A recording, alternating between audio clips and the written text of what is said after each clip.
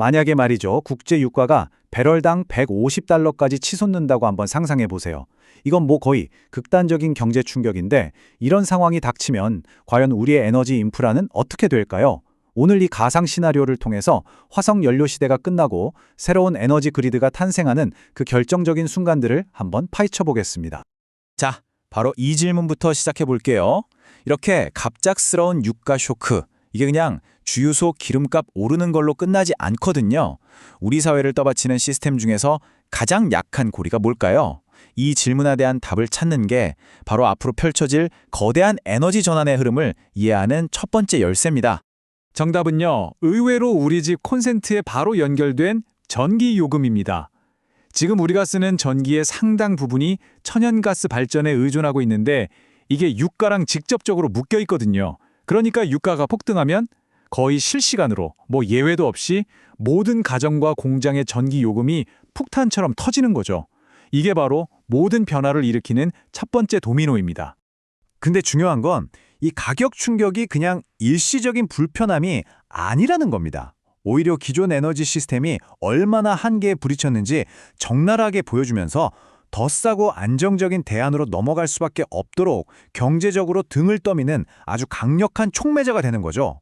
왜 비싼 화석 연료가 결국 새로운 에너지 시대를 열 수밖에 없는지, 그 경제적인 원리를 한번 들여다보겠습니다.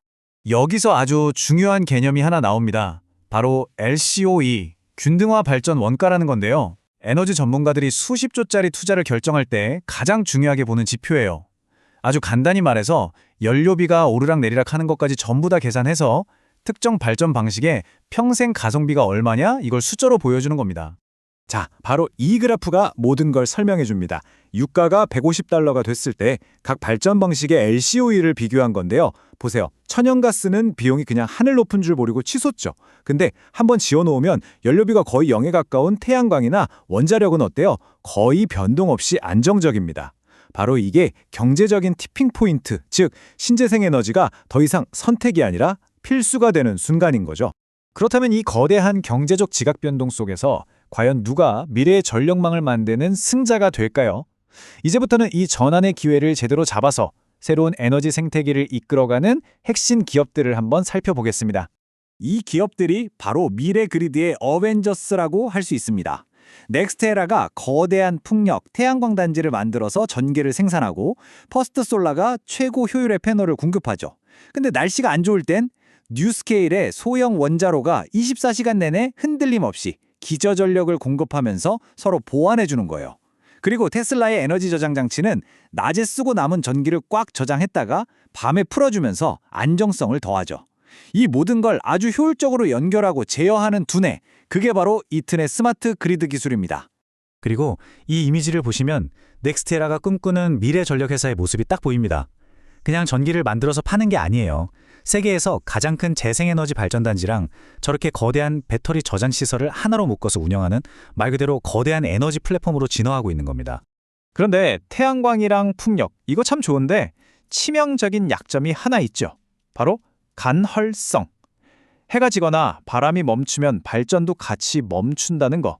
이 오랜 숙제를 과연 어떻게 풀 수 있을까요?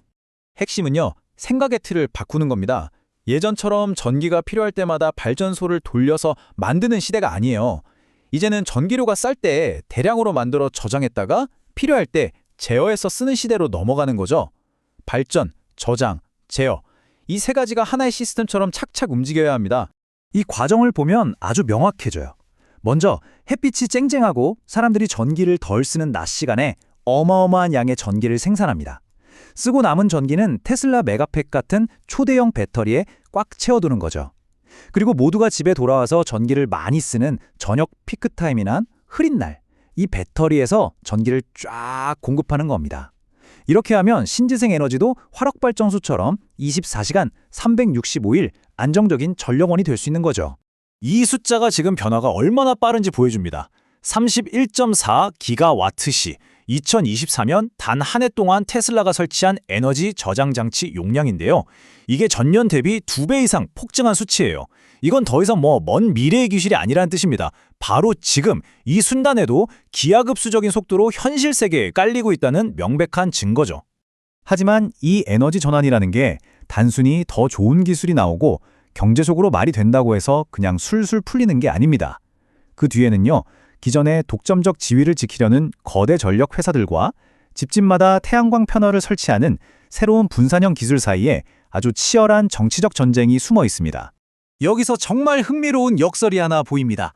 세계 최대의 친환경 에너지 기업인 바로 그 넥스테라가 정작 자기들의 거대 발전소와 경쟁하게 될 개인 소유의 옥상 태양광에 대해서는 어떻게든 확산을 막으려고 한다는 점이죠. 새로운 기술이 기존의 비즈니스 모델과 정면으로 충돌하는 지점입니다. 자료들을 좀 들여다보면 이들이 정치력을 어떻게 활용하는지 그 패턴이 보입니다. 이런 움직임들은 결국 자신들의 기존 사업 모델을 지키려는 시도라고 볼 수 있겠죠. 그리고 이런 행위 하나하나가 에너지 전환의 전체적인 속도와 방향에 영향을 미치는 아주 중요한 변수가 되는 겁니다. 자, 그렇다면 이렇게 복잡한 상황 속에서도 미래의 전력망은 구체적으로 어떤 모습으로 만들어지고 있을까요?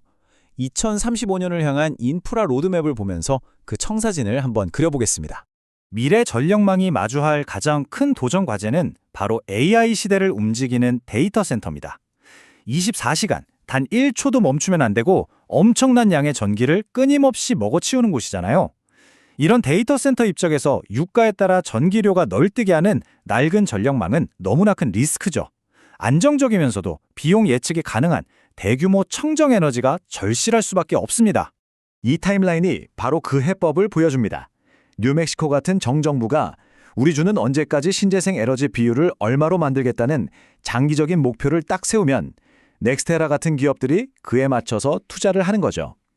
2035년까지 데이터 센터에만 전력을 공급하기 위해 무려 15기가와트, 그러니까 원자력 발전소 10개 이상의 발전 시설을 짓겠다는 대규모 계획을 세우는 겁니다.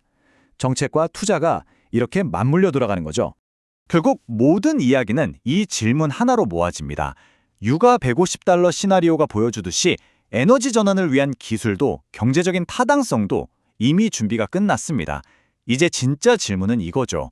과연 우리의 정치와 규제 시스템이 이 어마어마한 변화의 속도를 감당하고 올바른 방향으로 이끌어갈 수 있느냐? 미래 그리드의 모습은 바로 이 질문에 대한 우리의 대답에 달려 있을 겁니다.